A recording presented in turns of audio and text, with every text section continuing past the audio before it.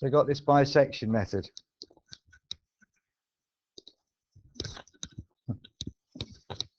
So we know that f2 for our example was -2.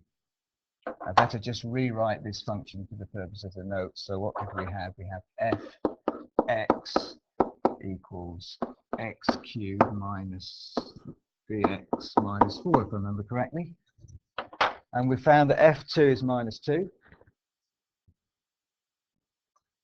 And f4 is 48.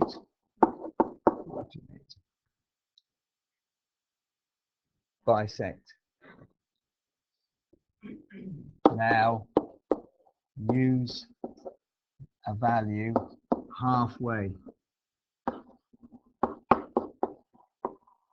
between them.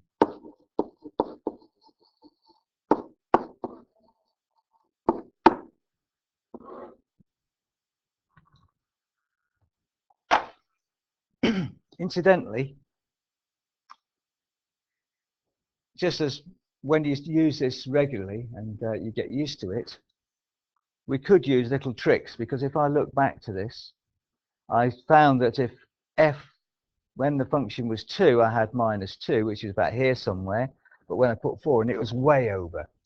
So I might say, well, actually, let's try 3, just as a, because that would have been maybe a bit closer, and then halfway, for my first one, would have been halfway between 2 and 3. But that comes with practice. It doesn't matter. It just means that the number of times you have to do it, you can cut down. The better your first guess is, the better, if you think about it. Okay? So we're going to use, we're going to let x equal 3 halfway between that. So f3 equals, let me work it out, 3 cubed minus 3 times 3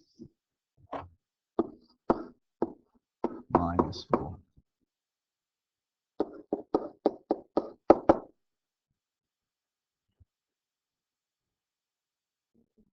+14. Positive 14.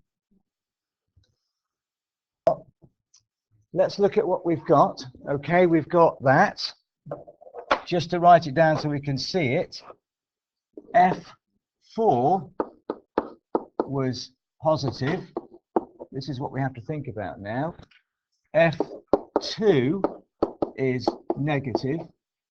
But now we've found f3 and found that that's positive. So what do we do now for our next guess? How does that help us? Thinking about this sketch here. We put f3 in. We've got here somewhere, haven't we? So what do I do now? Right, between the 2 and the 3. Okay, Lewis, let's only catch up. So let's look at this. Oh, yes, it is. Thank you. Yeah, that's supposed to be F3. And so, where's our next guess? Because we guessed 3, which is halfway between 2 and 4. But now what we do is we say, okay, if we're looking for our next guess, I go between the 3 that I've just done and the one that's the opposite sign, because that's the other side of the root, isn't it? The x equals 0 axis, in other words. So I'm going halfway between f3 and f2, not halfway between f3 and f4, because they're both positive. And so, in a way, that's common sense, isn't it? But it needs just stating. So where do I get my next guess? It's the halfway point between f2 and f3, f2.5. So I'll just pause this now and allow you to carry on and work out what the root of this equation is, and I'll give you 5 minutes to do it. F2.5 is, I'll ignore you now, Tony, Kyla. Okay. And so that's positive. That's the thing you have to think to yourself. That's positive. So look at, I'm halfway between 2 and 3. So I must be between 2 and 2.5 because 2 is negative and 2.5 is positive. You're looking for the halfway between the positive and the negative. So the next one's going to be halfway between F2 at 2 and 2.5, which is 2.25. You work that out. And what do we get this? 0.64. Okay. That's positive. So again, we're halfway between F2 and F2.5 to get that halfway point, and so on. Okay. But when do we stop?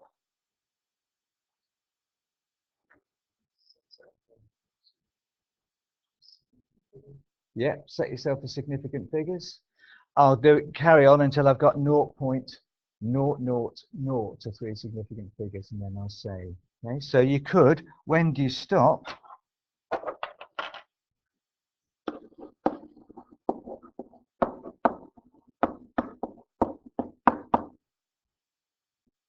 A number of significant figures.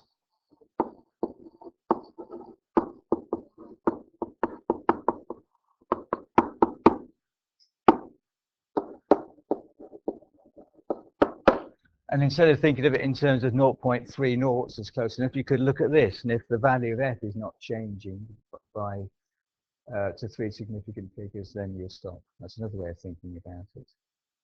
Another way to think about it is a percentage error.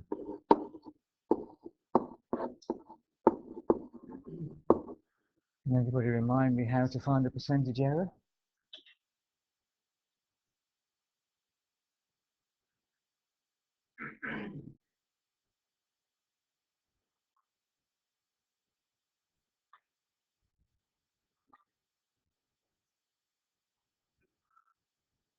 It's when the error oh dear. The value we're after. Am I on the magic pen? Yeah.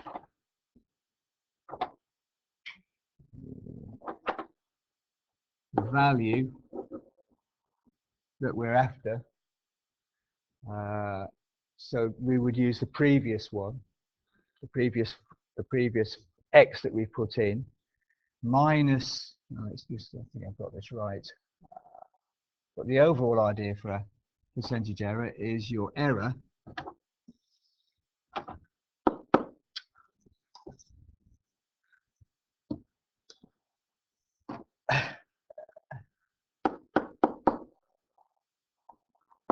divided by the value you're after, the original value,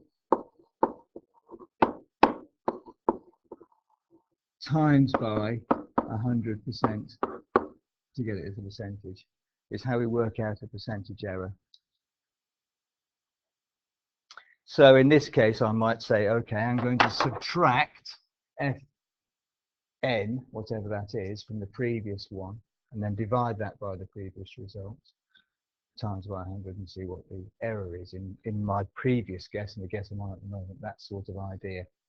So it's x n minus x n minus 1, i.e. your previous result, divided by the previous result, times by 100% to get it as a percentage error.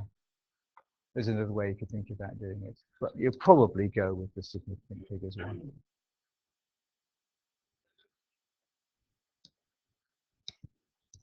Can you think of any problems there might be with this method?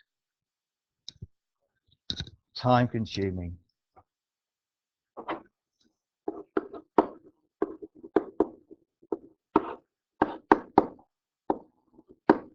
But if you want the answer to this, well, you've just basically got to do it, haven't you? And if you can't think of a way to solve it, you're stuck. You've got to do it. But yes, true, it is time consuming. Yeah. Yeah, so it's time consuming. Yeah, so accuracy.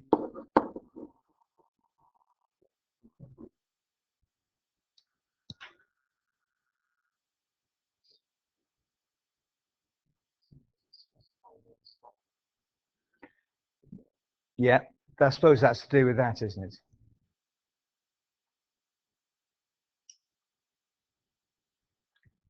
Your initial guess, finding that point where it first goes positive and negative. I mean, I picked an example where it was fairly close to 0, so that your first 1, 2, we got there quite quickly, didn't we? But your first guess, finding the first 2 values, i.e. 1 positive and 1 negative.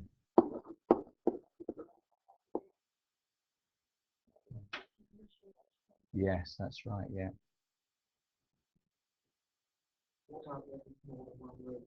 More than one route.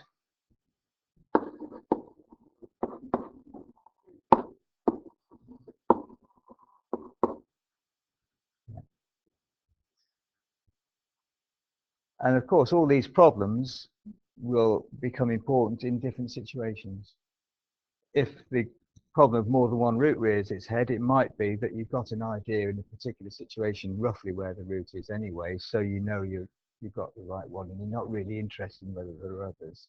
But yeah, in other situations, you want to know all the times it equals 0, then more than one route could be a problem. It can be useful to sketch.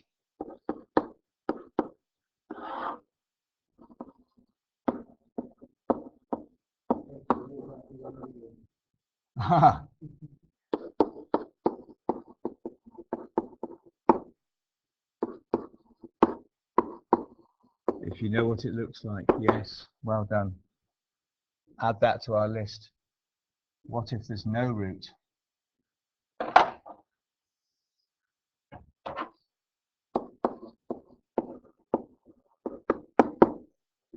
Yeah.